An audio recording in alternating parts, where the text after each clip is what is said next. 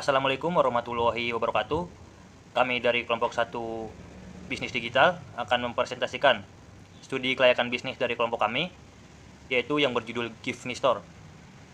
Baik, saya selaku moderator dalam kelompok kami akan mengenalkan anggota dari kelompok kami. Yang pertama yaitu ada Husta Mardati Nuraini, kemudian ada Dian Hasna Armeika Dewi, kemudian ada saya sendiri yaitu Asror Umam, kemudian ada Hanik Malik Hati Nikmah, dan yang terakhir ada Diniati Ayu Ardani. Baik, saya sebagai moderator mengharapkan teman-teman dapat menyimak pemaparan studi kelayakan bisnis dari kelompok kami, dan nanti teman-teman diharapkan akan memberikan masukan supaya kami lebih baik lagi untuk kedepannya. Baik, langsung saja untuk pemaparan materi pertama saya berikan ke anggota saya yang pertama. Yang pertama yaitu latar belakang. Latar belakang usaha hampers ini itu selama pandemi COVID-19 masyarakat itu sering mengirim barang via online karena keterbatasan aktivitas di luar. Nah, ini tuh menjadi peluang yang besar untuk usaha hampers karena masyarakat itu mengirimkan hadiah tidak hanya pas hari raya besar saja, namun juga momen-momen kecil seperti perayaan kelulusan, terus ulang tahun ataupun baby born. Nah, visi usaha hampers ini yaitu menjadikan toko hampers online yang memberikan kesan puas dan nyaman di hati pelanggannya. Nah, misinya yang pertama ada kepuasan pelanggan adalah tujuan utama, yang kedua menyediakan variasi pilihan, yang ketiga mengutamakan kualitas dalam hal apapun baik pelayanan maupun desain. Nah, yang pertama yaitu aspek pasar dan pemasarannya. Selanjutnya, kita dapat mengidentifikasi tren yang ada di dalam pasaran tersebut, kemudian menargetkan jumlah konsumen potensial yang ada, target pasar, kemudian analisis peluang serta pesaing yang ada, dan menjelaskan bagaimana kita memasarkan produk kita ke dalam pemasaran media sosial, sehingga banyak orang yang mengetahui terhadap produk kita. Nah, untuk memasarkan sebuah produk itu memerlukan beberapa hal. Salah satunya yaitu menentukan jumlah konsumen potensial. Nah, jumlah konsumen potensial merupakan konsumen yang memiliki daya beli terhadap produk yang telah ditawarkan. Nah, kami dapat mengetahui jumlah konsumen potensial yang ada itu melalui beberapa tempat. Misalnya di website, kemudian di grup-grup jual beli online, di media sosial Facebook, kemudian Twitter, atau bahkan WhatsApp. Nah, di grup WhatsApp ini biasanya terdapat grup-grup alumni teman-teman SD, SMP, SMA, bahkan teman-teman kampus. Nah, dari situlah kita dapat mengetahui jumlah konsumen potensial yang ada, yaitu konsumen yang berpotensi untuk membeli produk dari kami yang berupa hampers atau gift box ini. Selanjutnya, kita masuk pada segmentasi dan target. Secara geografis, berdasarkan wilayah pemasaran, segmen pemasaran pada produk ini yaitu masyarakat yang ada di Jawa Tengah, khususnya yang ada di Magelang dan sekitarnya. Akan tetapi, jika terdapat masyarakat di luar Jawa Tengah yang ingin memesan produk dari kita, dapat melalui lapak online yang telah disediakan, seperti Shopee, website, kemudian jual beli online di Facebook ataupun lainnya. Nah, segmentasi pasar produk ini dengan metode demografis dan psikologis, karena target produk ini ditujukan untuk semua kalangan dan dapat dipergunakan untuk semua usia, baik dari anak-anak, kemudian remaja, dewasa maupun orang tua. Daya beli masyarakat sangat tinggi karena saat ini hampers banyak dicari orang-orang untuk memberikan kado atau hadiah kepada seseorang di momen-momen tertentu di hari spesial. Nah, misalnya kemarin menjelang lebaran itu banyak sekali orang yang memesan hampers untuk dikirimkan kepada teman, sahabat, kerabat maupun keluarga yang ada di kampung karena belum bisa mudik, atau juga saat menghadiri acara pesta ulang tahun membawakan gift box spesial. Selain itu, situasi persaingan usaha hampers ini itu dapat dikatakan memang cukup banyak, akan tetapi jenisnya itu juga berbeda-beda. Oleh karena itu, kami sebagai owner hampers itu akan memberikan yang terbaik kepada pelanggan, baik itu dari segi kualitasnya, kemudian harga yang terjangkau, dan tentunya pelanggan dapat mengcustom sesuai dengan keinginannya dan dapat menyesuaikan budget masing-masing. Nah, produk kami ini berupa hampers yang dibentuk dalam box atau yang disebut dengan gift box. Nah, isiannya itu beraneka ragam sesuai dengan custom dari customer sendiri. Misalnya hampers, mukena, kemudian set pakaian, snack, ataupun buket snack atau juga buket uang. Nah, harganya sendiri itu menyesuaikan dari custom dari customer. Itu dimulai dari 35.000, tergantung pada jenis, ukuran, serta isiannya. Selain itu, tempat store atau store offline-nya itu berada di perumahan Villa Metro Pandansari, Jalan Magelang Yogyakarta, nomor 288, Sumerejo, Kecamatan Martoyudan, Magelang. Nah, ini terkadang kita juga ikut bukalapak di kegiatan atau pameran yang ada, atau juga San Mori. Selain itu, store online-nya kita ada di Shopee, Instagram, Facebook, kemudian grup WhatsApp. Selanjutnya, manajemen pemasaran. Langkah selanjutnya saat untuk memulai iklan, strategi periklanan terbaik akan menggabungkan taktik pemasaran secara online dan offline untuk mencapai jumlah pelanggan yang terbesar. Nah, di sini ada 3. Yang pertama yaitu iklan online dengan media sosial dan iklan berbayar. Nah, melakukan promosi melalui media sosial seperti Facebook ataupun Instagram yang berbayar sehingga dapat dilihat oleh banyak orang dan memiliki waktu yang lebih lama yang cukup efektif. Yang kedua yaitu membangun situs web dengan cara menampilkan berbagai jenis hampers yang ditawarkan serta informasi yang ada seperti kontak personnya, kemudian lokasi store dan jam operasional store tersebut. Nah, yang ketiga yaitu promosi offline. Nah, ini dilakukan dengan cara menyebarkan brosur ataupun pamflet terkait bisnis hampers ini. Kemudian menawarkan melalui perorangan. Selanjutnya, memberikan potongan harga yang menarik untuk pemesanan dalam jumlah yang cukup banyak. Yang keempat, yaitu turut mengikuti kegiatan yang ada. Kami mempromosikan bisnis ini ke dalam media sosial yang ada, di antaranya yaitu terdapat Shopee, kemudian Instagram, kemudian Facebook, dan grup pada WhatsApp. Aspek produksi dan operasionalisasi. Spesifikasi produk. Nama produk yang kami buat adalah Give Me Store. Jenis produk kami yaitu hampers kekinian yang berisikan bermacam-macam barang sesuai dengan pilihan konsumen. Di sini kami memberikan kebebasan konsumen untuk memilih hampers yang berisi sesuai dengan keinginan mereka dan tentunya sesuai dengan budget konsumen itu sendiri. Terdapat 2 contoh paket hampers yang kami buat, yaitu yang pertama ada paket spesial. Hampers berisikan jilbab, sajadah, tasbih digital, dan Al-Quran. Hampers ini sangat cocok untuk kado pernikahan teman, saudara, dan juga yang lainnya. Karena seperti kita ketahui, sekarang ini banyak sekali terdapat acara-acara pernikahan. Maka kami melihat peluang hampers itu sangat besar. Yang kedua, ada hampers istimewa. Hampers ini berisikan atau spesial paket buket uang. Seperti kita ketahui, sekarang ini sedang viral yang namanya buket uang. Banyak orang yang memberikan kado untuk orang-orang tercinta di momen-momen tertentu dengan buket uang ini, karena dirasa buket bunga itu terlampau biasa. Maka kami melihat peluang untuk buket ini sangat besar, dan kami membebaskan konsumen untuk request berapa jumlah uang yang diinginkan. Nah, ini adalah contoh dari produk-produk kami. Proses produksi. Skema proses produksi hampers. Yang pertama, tentukan hampers apa yang akan dibuat. Yang kedua, siapkan alat dan bahan. Yang ketiga, bentuk isian hampers sedemikian rupa. Yang keempat, mulai susun isian hampers dalam kotak atau box. Yang kelima, rapikan dan hias hampers, dan yang terakhir finishing. Hampers paket spesial. Narasi proses produksi hampers paket spesial.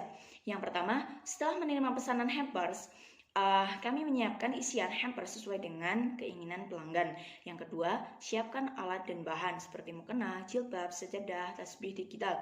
Yang ketiga, bentuk dan susun isian hampers dengan pita. Kemudian mulai letakkan isi hamper yang sudah dibentuk dalam box. Selanjutnya, rapikan susunan isi hampers dan dihias secantik mungkin. Yang keenam, setelah semua beres, letakkan kartu ucapan sesuai dengan keinginan pelanggan. Dan yang terakhir, finishing. Spesifikasi bahan hampers paket spesial. Ada bahan utama, yaitu yang pertama kardus, mukena, jilbab, sajadah, tasbih digital, dan hiasan. Kemudian ada bahan pelengkap, yaitu pita, lem plastik atau lem kaca, plastik wrap untuk membungkus hampers, solatip, double tip, kertas hias, dan yang lainnya. Yang selanjutnya, spesifikasi peralatan hampers paket spesial. Alatnya ada gunting dan cutter. Hampers paket istimewa atau buket uang. Narasi proses produksi buket uang. Masukkan uang ke dalam plastik satu persatu, rapikan menggunakan selotip, potong plastik sesuai ukuran uang, pasangkan stik pada lembar uang yang sudah dibungkus, rekatkan menggunakan selotip, potong kertas tisu menjadi 4 bagian, dan bungkus uang dengan kertas tisu dan rekatkan menggunakan selotip. Kemudian, tancapkan ke styrofoam dan susunlah di depan menjadi lebih rendah. Hias dengan bunga-bunga atau sesuai dengan request konsumen. Setelah selesai, beli lapisan kertas bening, rapikan dan beri pita. Nah, buket uang telah jadi. Spesifikasi bahan hampers paket istimewa. Bahan utamanya uang, plastik, stiker, kertas tisu, kertas pembungkus, dan juga pita. Adapun bahan pelengkapnya itu ada selotip, tongkat filter sebagai pemanis, kotak tisu bekas, tali. Spesifikasi peralatan hampers paket istimewa. Alatnya itu ada gunting dan cutter. Deskripsi lokasi usaha. Lokasi toko kami berada di Magelang, Jawa Tengah. Alamat toko kami di Perumahan Villa Metro Pandansari, Jalan Magelang, Yogyakarta, nomor 288 Gelagak, Sumberjo, Kecamatan Mertoidan, Magelang, Jawa Tengah, dengan kode pos 56172. Alasan memilih lokasi ini karena letaknya strategis, dekat dengan kampus, sekolah, dan juga pasar. Dengan adanya toko, kami dapat meyakinkan konsumen kalau memang kami mempunyai toko dan kami siap melayani dengan sepenuh hati. Jika mau datang, silakan. Kami akan menerima pesanan dengan baik. Deskripsi tenaga kerja. Tim produksi untuk saat ini merupakan semua anggota dari pendiri bisnis, sehingga saat ini kami belum membuka lowongan kerja untuk orang lain sebagai tenaga kerja. Tim kami yang akan mengurus sendiri sesuai dengan bagiannya masing-masing. Timeline 1 siklus produksi. Waktu fleksibel sesuai dengan pesanan. Alokasi waktu 2-3 hari untuk membeli bahan, memproduksi barang, dan juga pengiriman kepada ekspedisi pengantar pengiriman jasa. HPP dan BEP. HPP untuk paket spesial 1 yang berisikan pasmina, sejadah, tasbih, kemudian ditambah dengan box, tambah stiker, ditambah pita, yang totalnya yaitu 80.000. Kami menjualnya sebesar 115.000. Kami mengambil keuntungan sebesar 45% dari harga pokok produksi. Kemudian BEP per unit dari paket spesial 1, rumusnya yaitu total biaya tetap dibagi dengan harga jual dikurangi dengan biaya variabel. Hasilnya yaitu 22,8 atau dibulatkan menjadi 23. Sehingga perusahaan harus mencapai produksi sebesar 23 unit untuk mencapai break even point atau BEP. Kemudian BEP rupiah. BEP rupiah rumusnya yaitu total biaya tetap dibagi dengan 1 dikurangi dengan biaya variabel dibagi dengan harga jual. Hasilnya yaitu Rp2.628.571. Sehingga perusahaan harus mencapai penjualan sebesar Rp2.628.571 untuk mencapai titik impasnya. Kemudian jumlah kebutuhan dana. Jumlah total kebutuhan dana yaitu dari bahan baku, peralatan, perlengkapan, dan lain-lain totalnya yaitu Rp3.021.000. Kemudian sumber dana untuk usaha kami menarik iuran dari anggota yaitu sebesar Rp300.000 per anggota. Kemudian sisanya kami akan menarik dari investor yaitu Rp1.521.000 sehingga totalnya Rp3.021.000. Kemudian alokasi dananya seluruh modal akan digunakan untuk membiayai semua keperluan seperti biaya investasi, biaya operasional, dan biaya tak terduga pada periode pertama. Kemudian untuk target penjualan dari usaha kami menargetkan kenaikan sebesar 10% per bulan. Sehingga jika di bulan pertama kami menargetkan 150 pieces dengan harga jual yaitu 115.000, kami akan mendapatkan pendapatan pada bulan pertama yaitu 17.250.000. Kemudian dengan bulan kedua dengan penjualan yaitu 165 pieces dengan harga jual yang sama yaitu 115.000, kami akan mendapatkan total pendapatan pada bulan kedua yaitu 18.975.000. Begitupun dengan bulan ketiga, bulan keempat, dan bulan kelima yang mengalami kenaikan, sehingga total jumlah yang terjual dalam 5 bulan yaitu 913 pieces, dan total pendapatan dalam 5 bulan yang akan kami terima 104.995.000 rupiah.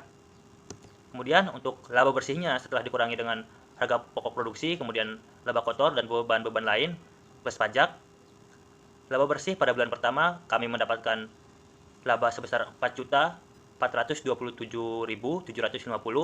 Kemudian bulan kedua yaitu 4.950.125 rupiah. Kemudian pada bulan ketiga kami mendapatkan 5.527.225 rupiah. Kemudian pada bulan keempat kami mendapatkan sebesar 6.159.228 rupiah. Dan pada bulan kelima kami mendapatkan total laba bersih yaitu 6.854.829 rupiah. Analisa investasi dari payback period, penyusutannya yaitu investasi dibagi dengan umur ekonomis. Investasi jumlahnya yaitu 3.021.000 dibagi dengan 5 tahun. Hasilnya yaitu 604.200 per tahun atau 50.350 rupiah per bulan. Kemudian payback periodnya yaitu rumusnya N dalam kurung A dikurangi B dibagi dengan C dikurangi B dikali dengan 1 tahun. Kami mendapatkan nilai yaitu 2,5 tahun. Berdasarkan perhitungan di atas, hasil dari payback period adalah sebesar 2,5 tahun atau sekitar 2 tahun 6 bulan. Jika dibandingkan dengan umur investasi, maka payback period lebih kecil daripada umur ekonomis investasi. Jadi bisnis ini layak untuk dijalankan. Kemudian indeks keuntungan atau indeks profit. Indeks keuntungan rumusnya yaitu total VF kas bersih dibagi dengan VF investasi. Jadi 8.316.540 rupiah dibagi dengan 3.100 rupiah. Hasilnya yaitu 2,6. Sehingga nilai indeks keuntungan lebih dari 1, maka indeks diterima. Kemudian net present value. Net present value rumusnya yaitu total VF kas bersih dikurangi dengan total VF investasi. Jadi 8.316.540 rupiah dikurangi dengan 3.100, hasilnya yaitu 5.216.540 rupiah. Dari hasil perhitungan didapatkan hasil net present value nilainya positif, maka bisnis layak diterima. Selanjutnya ada aspek organisasi dan manajemen. Lanjut, deskripsi badan usaha. Jadi, bisnis Give Me Store ini tuh merupakan jenis bisnis usaha rintisan yang bergerak di bidang produksi, yang menyediakan hampers dalam berbagai macam isi sesuai rekomendasi pelanggan. Nah, target pasarnya itu kami sangat luas, mulai dari remaja dan sampai orang dewasa. Untuk legalitas badan usaha, karena usaha kami fokusnya di online, maka izinnya harus diurus adalah izin usaha online, usaha perdagangan melalui sistem elektronik atau disingkat dengan PMSE. Ini diwajibkan untuk memiliki izin usaha yang telah diatur oleh PP nomor 80 tahun 2019 tentang PMSE. Nah, pembuatan izin ini diajukan ke Kementerian Perdagangan melalui sistem perizinan berusaha yang terintegrasi secara elektronik atau online single submission. Lanjut, ada struktur organisasi. Jadi yang pertama ada manajer. Di bawah manajer ada departemen keuangan, departemen produksi, departemen pembelian, dan departemen pemasaran. Untuk deskripsi tenaga kerjanya, manajer ini tugasnya mengontrol aktivitas usaha secara keseluruhan dan melakukan kerjasama dengan pihak-pihak yang berkepentingan. Nah, untuk departemen keuangan, tugasnya itu mengkoordinasi kegiatan keuangan perusahaan dan pengawasan serta pencatatan kegiatan keuangan. Yang ketiga ada departemen produksi, yaitu tugasnya mengkoordinasikan, memberi pengarahan dan pengawasan atas pelaksanaan produksi, kualitas dan pemeliharaan peralatan produksi. Untuk Departemen Pembelian, tugasnya itu melakukan pembelian bahan baku dan serta persediaan untuk dijual. Nah, untuk Departemen Pemasaran, tugasnya yaitu merencanakan pemasaran produk, menetapkan strategi pemasaran, terus ada mencari pembeli, terus kondisi pesaing, dan berbagai masalah eksternal. Selanjutnya, ada aspek sosial dan aspek ekonomi. Yang pertama, aspek sosial bagi individu, yaitu untuk meningkatkan jiwa wirausaha. Melalui bisnis hampers ini, pelaku usaha dapat mengasah kemampuan serta keterampilannya dalam menciptakan inovasi-inovasi baru, agar bisnis tersebut dapat berkembang pesat di kalangan masyarakat manapun. Selanjutnya, untuk meningkatkan pendapatan diri. Dengan memulai dan menjalani usaha ini, pelaku usaha dapat meningkatkan kualitas dari produk dengan memunculkan ide-ide baru, agar memiliki ciri khas tersendiri sehingga konsumen lebih tertarik untuk membeli produk tersebut. Maka dari itu, pendapatan pelaku usaha akan meningkat. Selanjutnya, dapat mengasah kemampuan diri sendiri dalam bidang sosial, misalnya dengan melayani konsumen secara baik, sopan, dan ramah. Kemudian, aspek sosial bagi masyarakat yaitu memudahkan masyarakat yang membutuhkan hampers yang tentunya bagus dan berkualitas. Di tengah pandemi COVID-19 seperti ini, pemerintah menerapkan beberapa aturan yang salah satunya adalah di rumah saja atau tidak diperbolehkan untuk mudik pada saat hari Lebaran. Maka dari itu, hampers banyak dicari untuk diberikan kepada sanak saudara atau teman sebagai bingkisan, serta dapat mengubah citra masyarakat bahwa hampers ini dapat berupa berbagai macam bentuknya atau tidak monoton produk-produknya. Yang kedua, ada aspek ekonomi. Aspek ekonomi bagi individu yaitu dengan adanya usaha ini dapat meningkatkan kesejahteraan perekonomian keluarga. Hal ini disebabkan karena meningkatnya keuntungan yang didapat oleh pelaku usaha. Hal itulah yang menjadi titik kesejahteraan pengelolaan perekonomian keluarga. Selanjutnya, aspek ekonomi bagi masyarakat yaitu dengan adanya usaha ini, kami bekerja sama dengan toko-toko yang ada di sekitar lingkungan kita agar perekonomian dapat berputar sehingga masyarakat dapat meningkatkan pendapatannya dan perekonomian masyarakat pun dapat sejahtera.